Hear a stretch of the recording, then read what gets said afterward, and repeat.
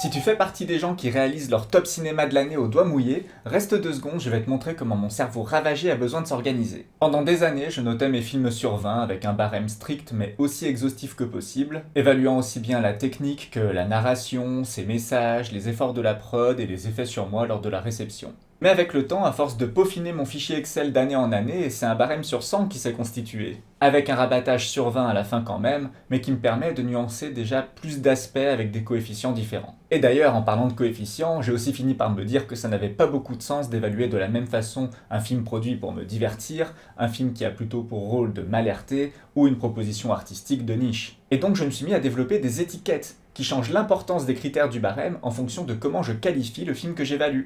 Alors peut-être que de votre point de vue, le fait que toutes ces règles émanent de ma subjectivité revient au même qu'un énorme doigt mouillé, juste maquillé derrière de la rigueur.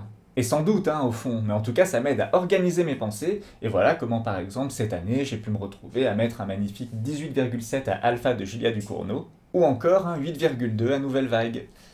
Désolé Richard Linklater.